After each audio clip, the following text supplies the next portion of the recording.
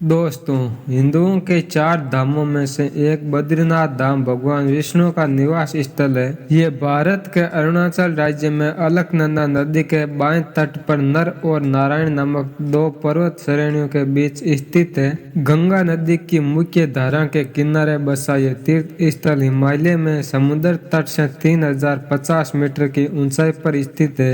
आइए दोस्तों, जानते हैं इसके कुछ रहस्यों के बारे में। लेकिन इससे पहले वीडियो को लाइक और चैनल को सब्सक्राइब कर दीजिए, क्योंकि दोस्तों हमें आपके प्यार की जरूरत है। दोस्तों, पौराणिक कथाओं और यहाँ की लोक कथाओं के अनुसार यहाँ नीलकंठ पर्वत के समीप भगवान विष्णु ने बाल रूप में अवतार लिया था। भगवान विष्णु अपने ध्यान, योग और विश्राम हेतु एक उपयुक्त स्थान खोज रहे थे और उन्हें अलकनंदा नदी के समीप ये स्थान बहुत भा गया। उस वक्त ये स्थान भगवान शंकर और पार्वती का निवास स्थान था। ऐसे में भगवान विष्णु ने एक युक्ति सोची। एक दिन शिव और पार्वती भ्रमण के लिए बाहर निकले और जब वे वापस लौटे तो उन्होंने द्वार पर एक छोटे बालक को रोते हुए देखा। माता पार्वती की ममता जाग उठी और वे उस बच्चे को उठाने लगी। तभी शिव ने रोका और कहा कि उस बालक को मत छुओ। पार्वती ने पूछा क्यों, तो भगवान शिव बोले कि ये कोई अच्छा बालक नहीं है। सोचो, ये यहाँ अचानक कैसे और कहाँ से आ गया। दूर तक कोई उनके माता पिता नजर नहीं आते हैं। ये कोई बच्चा नहीं बल्कि मायावी लगता है। लेकिन माता पार्वती नहीं मानी और उस बच्चे को उठाकर घर के अंदर ले गई। माता पार्वती ने बच्चे को चुप कराया और उसे दूध पिलाया। फिर वे बच्चे को वहीं सुलाकर शिव के साथ नजदीक के एक गर्म झरने में स्नान करने के लिए चली गई। जब वे दोनों वापस लौटे तो उन्होंने देखा कि घर का दरवाजा अंदर से बंद था।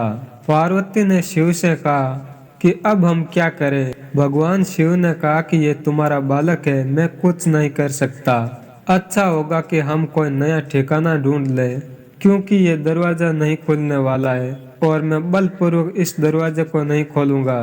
कहते हैं कि शिव और पार्वती वे स्थान छोड़कर केदारनाथ चले गए और वे बालक जो भगवान विष्णु थे वे वहीं जमे रहे।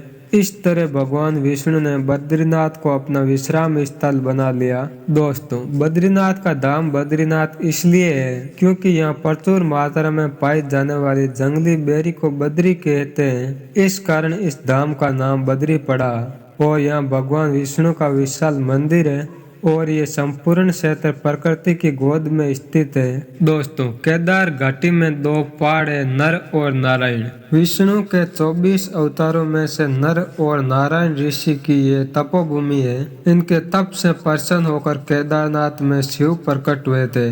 दूसरी ओर बद्रीनाथ धाम है जहाँ भगवान विष्णु विश्राम करते हैं।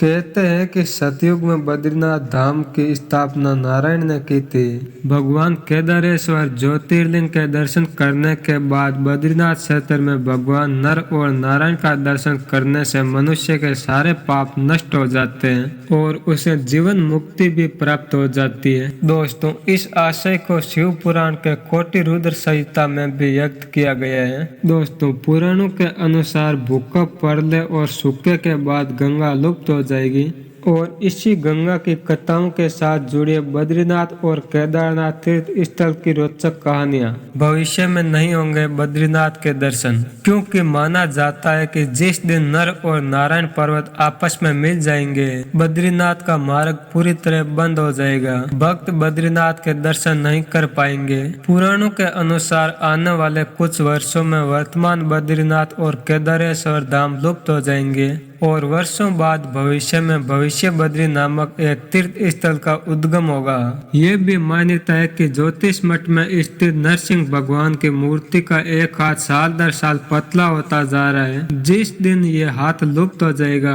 उस दिन बद्रीनाथ और केदारनाथ तीर्थ स्थल भी लुप्त होना आरंभ हो जाएगा।